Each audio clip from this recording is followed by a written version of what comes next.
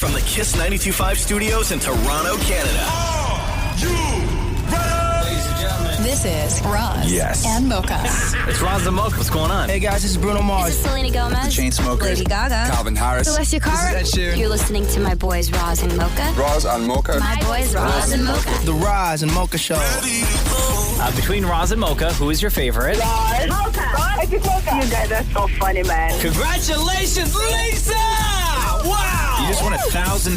That's amazing. Y'all just made my entire morning. Keep it up. You guys are awesome, man. This is the Roz and Mocha Show podcast. Roz and Mocha's Fix My Life. What advice can you guys give me? Okay, so my question is.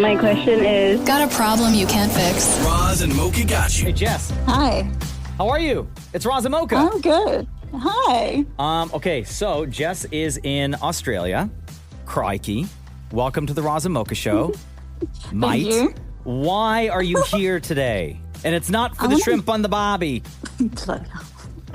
I want to know, did he build me a dream life in Toronto just to take it all back? Oh, wow. Jess Euro says, hey, Roz and Mocha, fix my life. My boyfriend is a Toronto boy who moved to Australia 3.5 years ago. We met a year after he arrived, fell in love, all the stuff, and he decided to stay here for me. So far, so good. This year, he took me to Toronto to meet his family and see his life there. I fell in love with the city, and I knew I wanted to build a future and start my family there. Something he fully encouraged. But now that we're back in Sydney, he's saying he wants to stay here and doesn't want to move home. After getting my hopes up and making me believe we had a shared plan, he talks a big game, gets me excited about our future, then pulls the rug. Damn. P.S. I'm based in Sydney, as we just said, and you guys do listen to us every single day. Okay, so this seems like it's a problem. It is a problem. Are you talking about it every day? Yeah, I mean, I like to bring it up every day. So what did he say? Like, first of all, what was it that you fell in love with Toronto where you could see yourself here? Like, what was that moment like for you? And then what was the conversation that you had with him that led you to believe that, yes, this was the path that you guys were on? So for me, it was like going home. It was like there was this really homey feeling that I've always been searching for.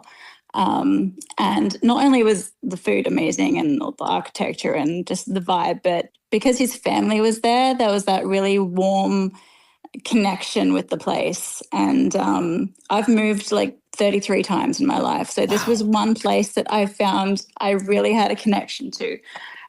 I felt like it was something that he was really excited for until we came home. And then you got home and he said, yeah, I want to stay? Yeah, he was like, just every time I brought it up again, said something like, oh, we can live in this area or we'll be able to eat at that place all the time and see his family all the time. He was like, yeah, ha ha ha, brushing it away. Oh, damn, yeah, ha ha. Why doesn't, like, obviously you ask why, so why doesn't he want to move back? I don't even know. That's the thing. Like, I don't know. Maybe Sydney is way too exciting for him, but it would have been nice to know that. So he's lived there 3.5 years. You guys have been dating for what, like 2.5 of those years? True, yeah. Okay. Yeah. And where is your family based out of? Because you said you moved like 33 different times. So where are you originally from? Where's your family? They're in Tasmania. Okay. Right at the bottom of Australia. Mm-hmm. So how long does it take for you to get there? Like how many times a year or a month are you seeing your family? Maybe once a year. Oh, wow. So is the intrigue of being in Toronto where his home base, his family is, the fact that you would most likely get more of that family time that you're probably yearning for? Yeah, I think it's that I'm craving a little bit, like seeing a really beautiful family and the warmth of it. Yeah. Talking about starting a family ourselves. It's kind of, I don't know, it's what I want. It feels natural. It feels like warm, you know? Mm-hmm. Have you told him all of that, everything that you're telling us right now? Yeah. What's his reaction, though, when you tell him that stuff? I mean, he feels like that we can create that here. Does he have like a job and stuff? Like, has he got a life in Australia? Yeah, he's a big corporate man. Okay, so you're asking him to do a lot, right? Yeah, but I wouldn't if he hadn't have brought it up himself. Yeah, but maybe he had like a change of heart, you know? Like, I don't know. These kinds of things are difficult because normally it's the other way around, right? Like normally it's, you know, he said that he would move here for me and now he's getting cold feet. Well, he did, right? He moved there and you guys are there and now you're asking him to move sort of back home. Right. And maybe he feels that, you know, Toronto is there and his family is there, but maybe he likes the distance between him and his family. Maybe he feels that coming back to Toronto is actually moving backwards for him. Maybe he doesn't feel that Toronto is as big time as Sydney. Maybe he thinks Toronto's too expensive. Maybe he just has feelings that he doesn't want to revisit. You know, maybe there's a part of his past here that he doesn't want to be reminded of about. I think that the problem is that you guys are just having these superficial conversations and you're not really getting down to why he wants to stay in Australia and why he is so against moving back to Canada. I think all the answers you're looking for are there. You just have to get them out of him with a conversation, right? And I think, you know, it's fair for you to say to him, listen, I know I bring this up every day, but here are my reasons. And I would just like to have an open and honest conversation. And you just tell me everything. And then this will be the last of it. And then you get your answers, right? Yeah.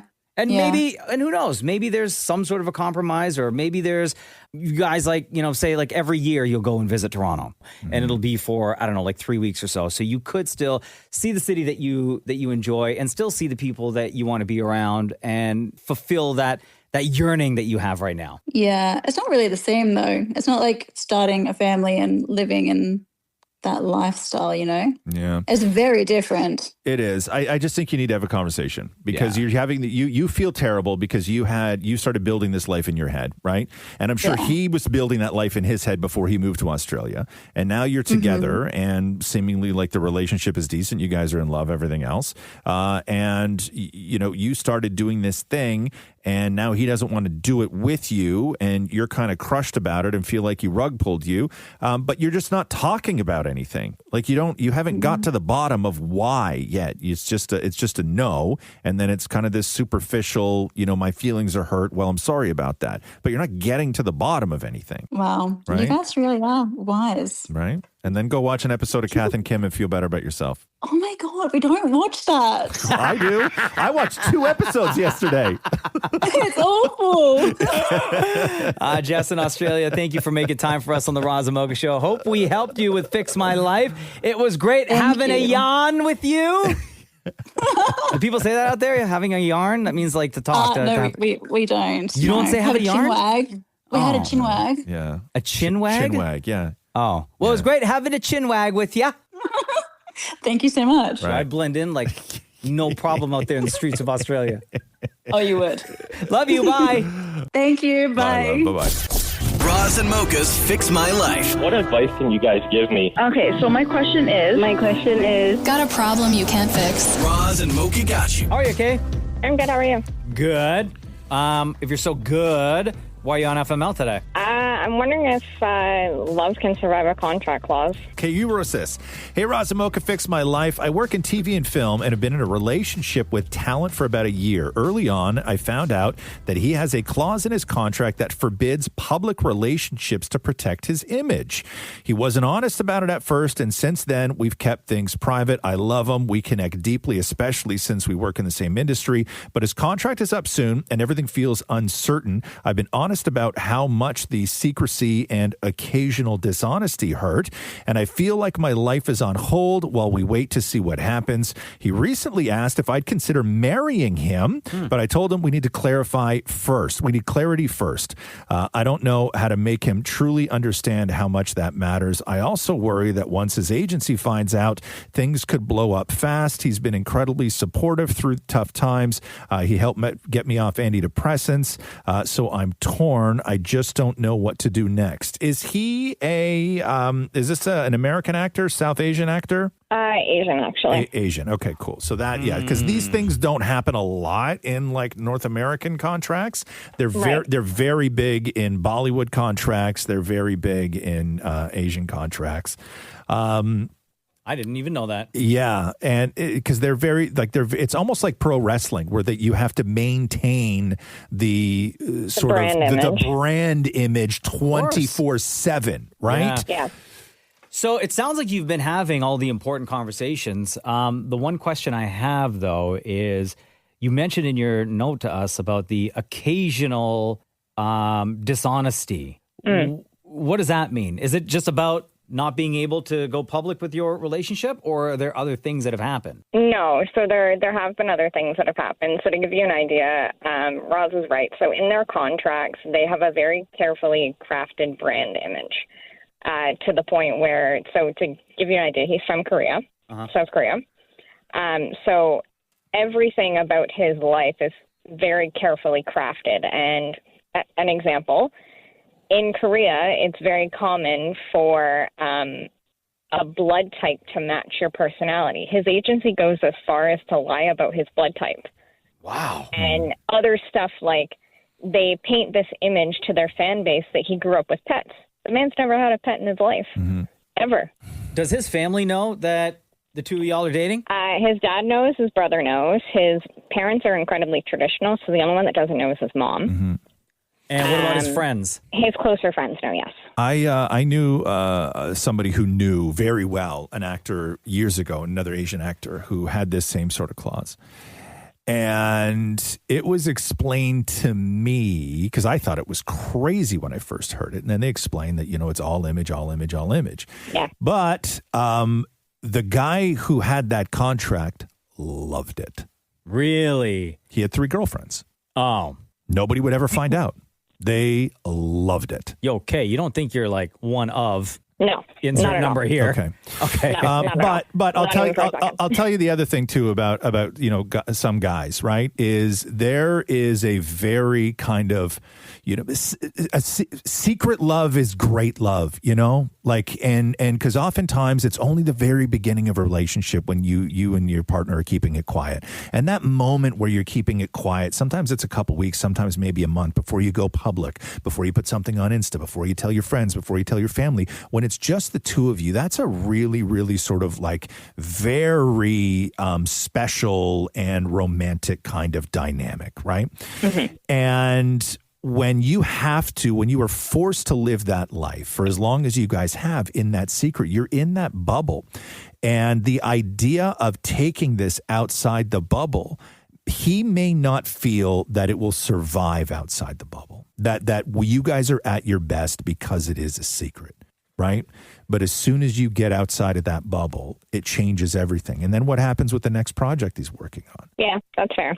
And I mean, like, we've talked about it at some point, and like, he's very much like, he wants to go public. I'm kind of the one that's like, well, your fan base, your band. Yeah. So are you the one that's bringing up the conversation all the time, or does he come to you with some of these things and like reassure you that like he's in this for real with you and that you're going to figure out a way to navigate, and if and when he decides that it's right, or his agent or whoever, like, is he having those conversations independently?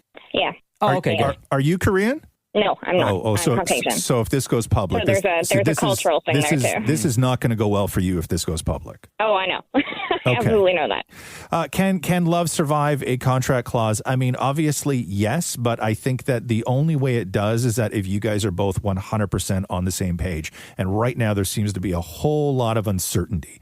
So unless you can nail him down and have the difficult conversations that you both know that you need to have, then it's not going to work. Yeah, it does. It does. It makes sense. Girl. Yo, is this guy, like, would Roz and I know if you said his name? Like, absolutely. Oh, shoot. If I bleep it, will you say it right now? And then it'll only stay between the 3 of us. And then I guess his family and his friends. You promise it's going to be bleeped? I promise. Yeah, I can tell you. Yeah. So it's... Yo! Yeah. See, I told you. Yeah. I told you, Wow! Damn. Yeah, you need to make sure that you're both very, very, very solid in this before you guys go public. Yeah, and he does reassure me a lot. Like, to be fair, like, he has a lot to figure out with his contract and his agency. Yeah. Yo, Yo, you think you can get him to call into the show one day? Like, not anytime soon, right? Because then people put two and two together, like in like a year or something like that. I can ask. Yeah, I can ask. Yeah. All right. Yeah, wish you luck with this. This is not... Not easy. It's not easy. Now you understand my reservations? He's got a lot of Instagram followers, huh? Yeah. Just a tad. Hi, Kate. Love you. All the best. Okay, thanks. Roz and Mocha's Fix My Life. On Kiss.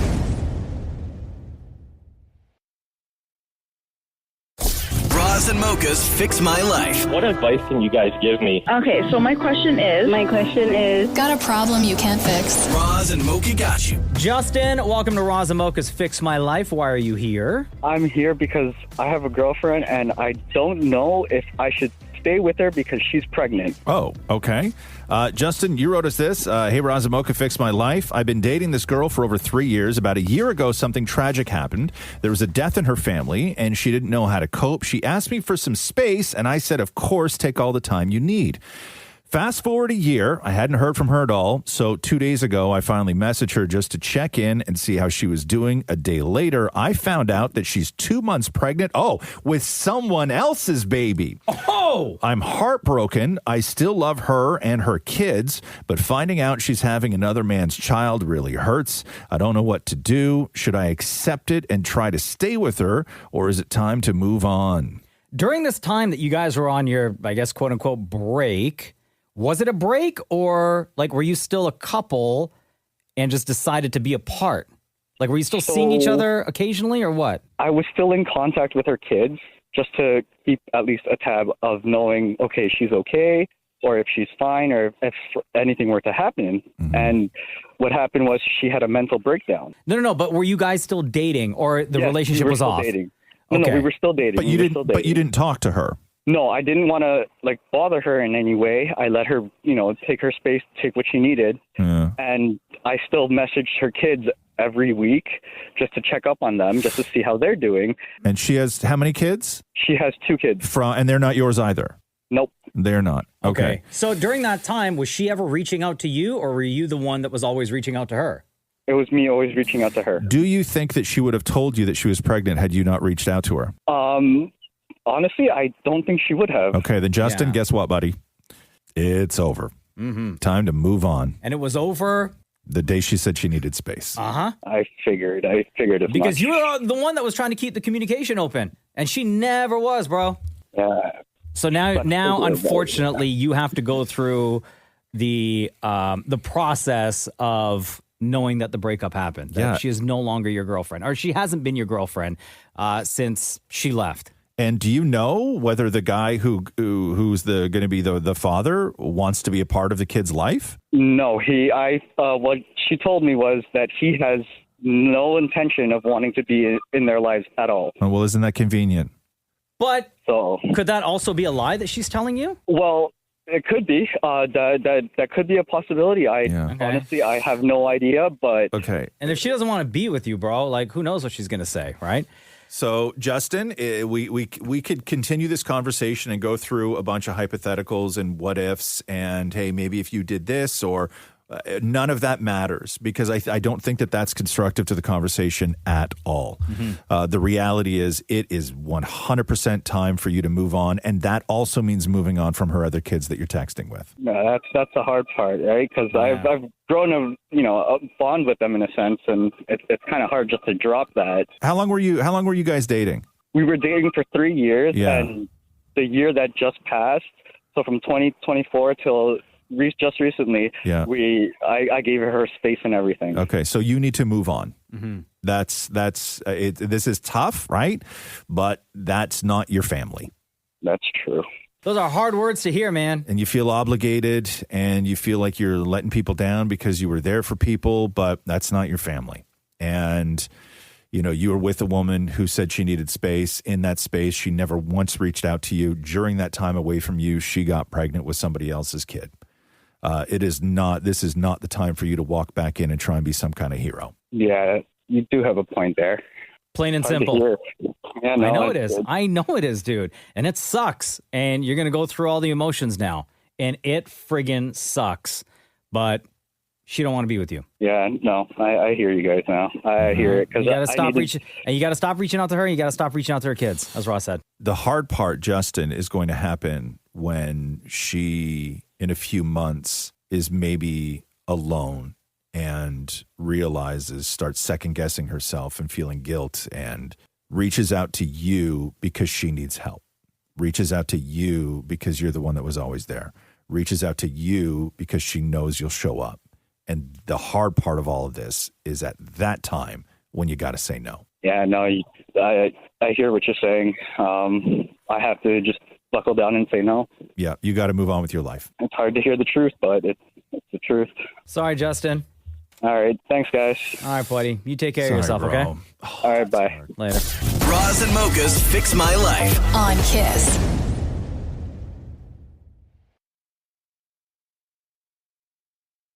Roz and Mocha's Fix My Life. What advice can you guys give me? Okay, so my question is... Got a problem you can't fix? Roz and Mocha got you. Jax. Hello. How old are you? 13.